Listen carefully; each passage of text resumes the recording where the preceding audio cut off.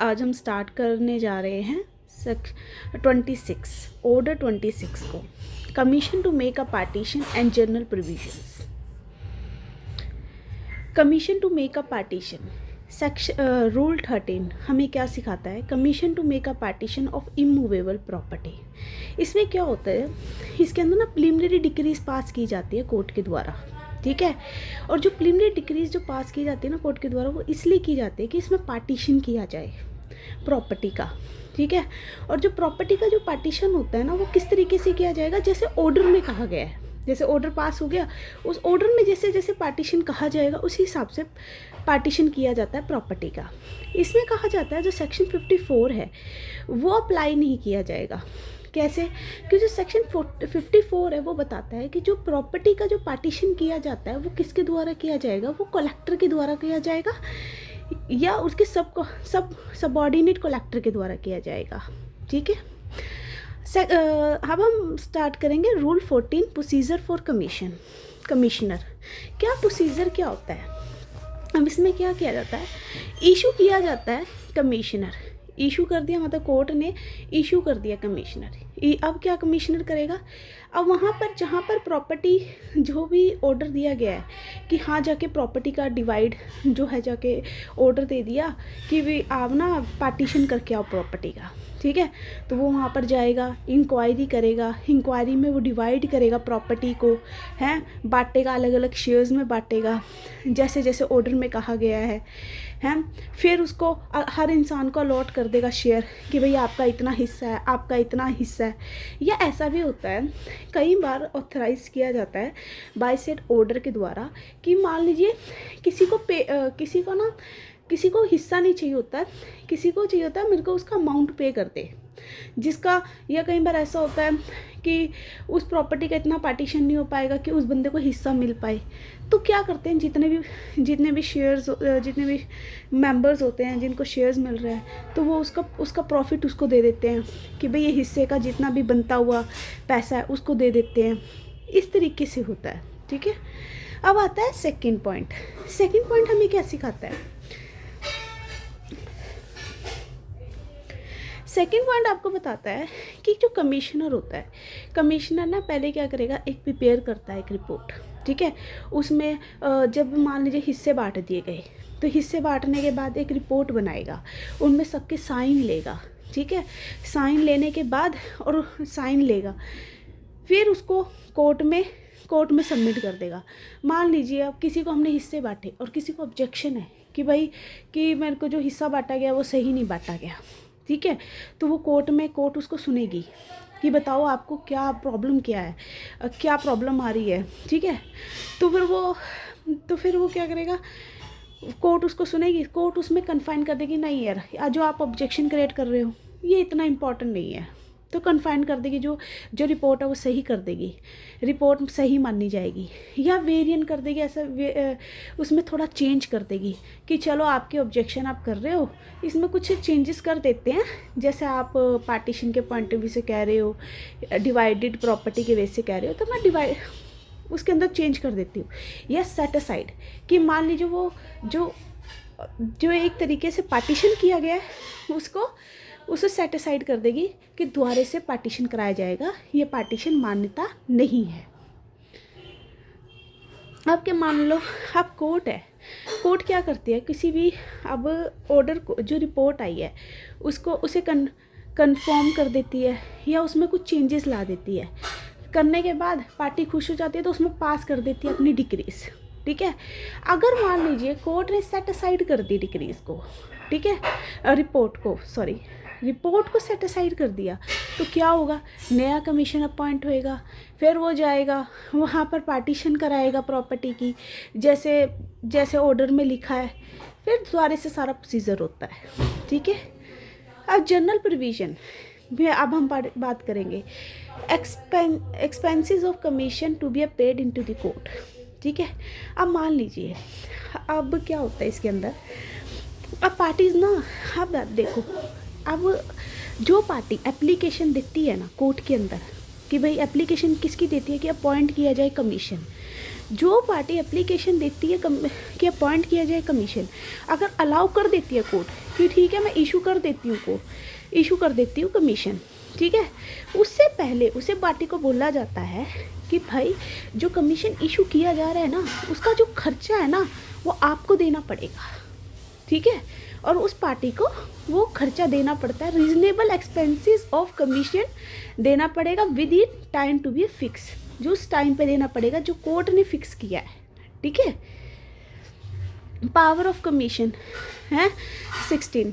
अब रूल 16 क्या बात करता है, कहता है अगर चलो कमिश्नर अपॉइंट कर दिया, अब कमिश्नर के पास क्या क्या शक्ति है, देखो उसके पास एक शक्ति ये है कि वो एग्जामिनेट कर सकता है पार्टीज़ को, उनसे क्वेश्चन पूछ सकता है, ठीक है।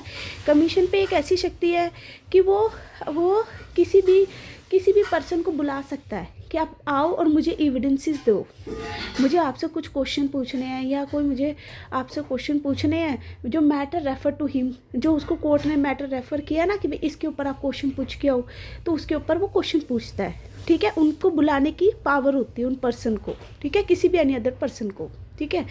बी पॉइंट ये बात करता है कि उसके पास इतनी पावर होती है कि वो किसी भी डॉक्यूमेंट को एग्जामिनेट कर लेता है, या किसी डॉक्यूमेंट को बुला सकता है कि भाई आप किसी, मान लो कोई डॉक्यूमेंट है किसी के पास, उसे कहेगा मुझे वो डॉक्यूमेंट दे के जाओ, ठीक है।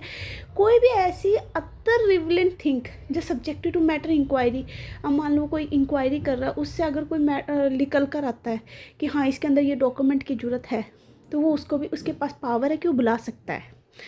कहता है हम मान लीजिए सी बात करता है reasonable time to entering upon या into any land and building, इसका मतलब है कि वो बंदा जो है, जो कमिश्नर है, किसी भी रीजनेबल टाइम में बिल्डिंग के अंदर एंटर करके उसकी इंस्पेक्शन कर सकता है, इंक्वायरी कर सकता है कितना डैमेजेस हुआ है, कैसी लैंड है, ठीक है, उसके ऊपर भी उसके पास पावर होती है।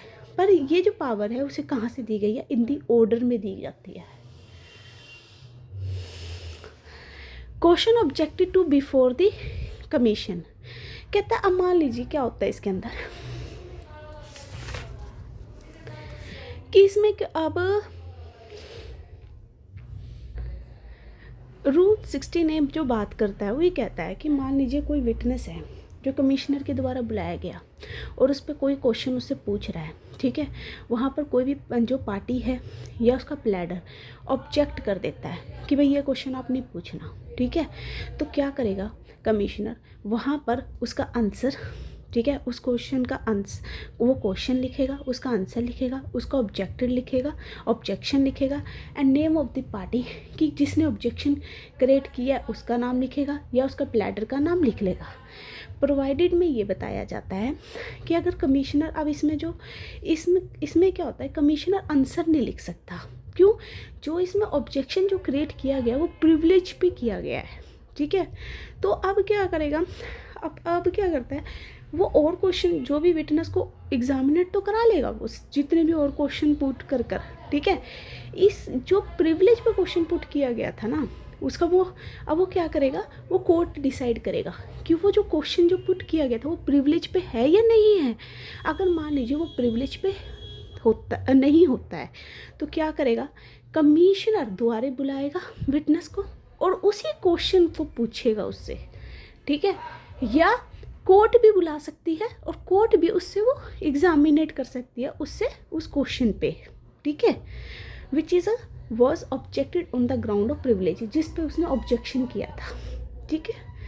अब आता है no answer take down under the sub rule shall be read and as evidence in this rule, कहते हैं उस आंसर जो नो आंसर टेक डाउन, जो सब रूल 1 में लिखा नहीं गया था ना आंसर, उसे पढ़ा नहीं जा सकता एज ए एविडेंस, पर पढ़ा जाएगा अगर कोर्ट का ऑर्डर होगा तब, ठीक है। कहता है attendance examination witnesses before the commissioner, इसमें क्या प्रोविज़न है, इसमें कहा जाता है, मान लीजिए अब इसमें कहा जाता है रूल 17 में कि समनिंग एग्जामिनेशन ऑफ विटनेस या अटेंडेंस, ठीक है, इसमें क्या जाता है, अगर मान लीजिए कोर्ट ने इशू किया है कमिश्नर को कि उन्हें बुलाओ, समनिंग करो या एग्जामिनेट करो विटनेसेस को, ठीक है। तो कोर्ट अब क्या करेगा, कमिश्नर क्या करेगा, उनको बुलाएगा, उनको एग्जामिनेट भी कर सकता है या सम्मन भेज सकता है कि उनको बोल लो पार्टी को इधर आने को, मैंने उससे पूछने है कुछ, ठीक है। या देखो अब कोई भी पार्टी आएगी उसका खर्चा लगता है, ठीक है। तो उसका खर्चा कौन देगा, पार्टी जिसने एप्लीकेशन लगाई होती है ना, क्या कहते कमिश्नर की अपॉइंट करने की, तो वो उसकी खर्चा पे करेगा। अगर मान लीजिए कि विटनेस कोई आ नहीं रहा है, अगर विटनेस नहीं आता, उस पर पेनल्टी इम्पोज करने की पावर किसके पास होती है, कमिश्नर के पास होती है। पेनल्टी इम्पोज कर देगा कि वो कोई एविडेंसेस नहीं दे रहा, वो डॉक्यूमेंट नहीं दे रहा, तो उस बेसिस पे ये सेक्शन 17 बताता है, कहता है प्रोवाइड। इसमें क्या होता है, जो कमिश्नर होता है इसमें वो सिविल जज नहीं हो सकता। वो सिविल जज किस बेसिस पे नहीं होता, कहता है he is not compelled to impose a penalty, कहता है वो खुद पेनल्टी खुद नहीं इम्पोज कर सकता। कहता है ये पेनल्टी जो इम्पोज की जाती है ना, ये जो करी जाएगी कमिश्नर के द्वारा की जाती, कमिश्नर के एप्लीकेशन के द्वारा की जाती है। मान लो पहले एप्लीकेशन लगाएगा कोर्ट के अंदर कि भैया ये जो पर्सन है, विटनेस है, इसने मुझे डॉक्यूमेंट नहीं दिए या इसने गवाही देने नहीं आया, इसके ऊपर इस पर पेनल्टी लगाई जाए।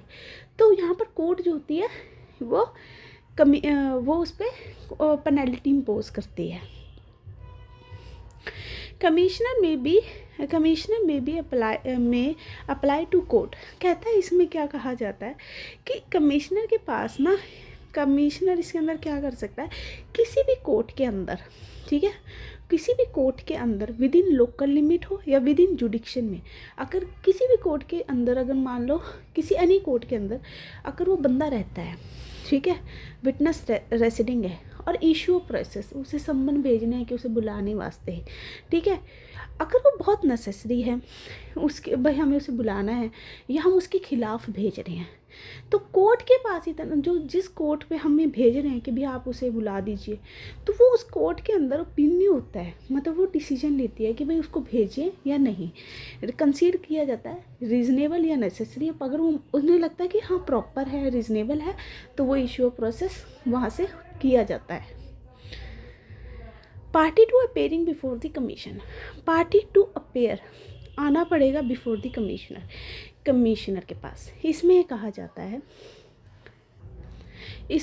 जाता है कि अगर मान लीजिए कमीशन इशू कर दिया गया, ठीक है, तो कोर्ट एक साथ में ये भी ऑर्डर दे देता है पार्टीज़ को कि भाई आप अपेयर हो जाना कमिश्नर के पास, ठीक है। अब मान लीजिए, अब एक एग्जांपल देती हूँ, वो अगर मान लीजिए कोई इन्वेस्टिगेशन करने जा रहा है किसी साइट प्लान पे, ठीक है, आप या पार्टीशन कराने जा रहा है किसी प्रॉपर्टी पे, तो आप वहाँ पर खड़े हो सकते हो।